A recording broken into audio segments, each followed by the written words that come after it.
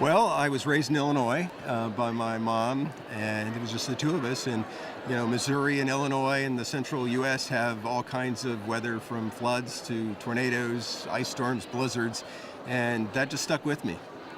What would you say your most memorable event was that you covered?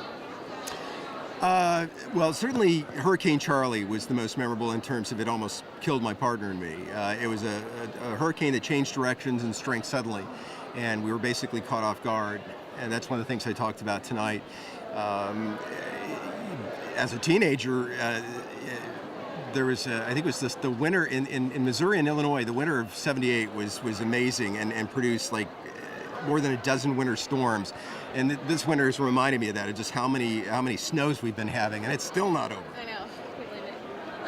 What would you say the most frustrating event was, forecasting wise, and did you have any bus days? Oh yeah.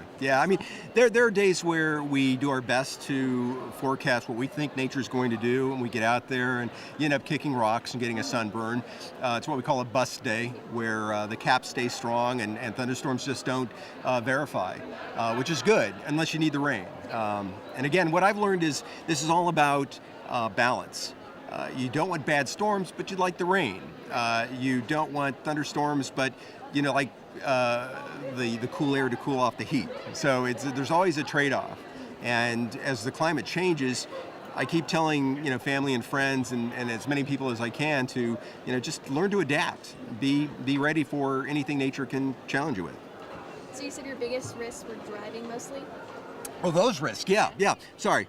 In my career, the number one risk has been dealing with other drivers. I've been seriously hurt in 2 car crashes while chasing at the hands of 2 other drivers.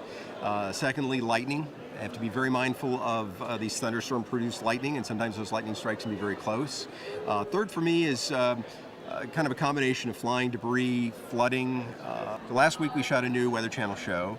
In a couple of weeks I'll be conducting my very first photo workshop, where we're taking 2 van loads of people out into the field to photograph the weather. So it's basically like a storm chasing tour, but you're going to give them tips. Yeah, exactly. A storm chasing tour. We'll give them tips. I'll do portfolio reviews. So whatever they shoot that day, we can look at that night. If we get in too late, we can look at it the next morning.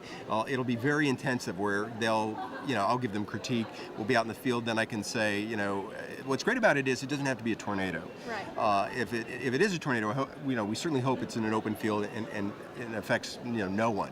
But the crepuscular rays, the sky, the aurora, noctilucent clouds, hail fog, rainbows. There's so many elements associated with weather that can be photogenic that, I can't wait to get out in the field and see others respond to that. And they're coming from all over I know at least 3 or 4 of them are from overseas.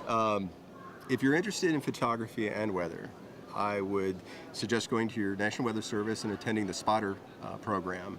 They can teach you all kinds of things about storm structure. They can hook you up with people who have been doing it for a while. So you don't want to do this for the first time by yourself, inexperienced. It can get your car totaled, or worse, get you hurt. Photography-wise, there's all kinds of things you can do. Go online. You can come to my website. I've got links to the Nikon help pages. I've written about how to photograph lightning and do it safely.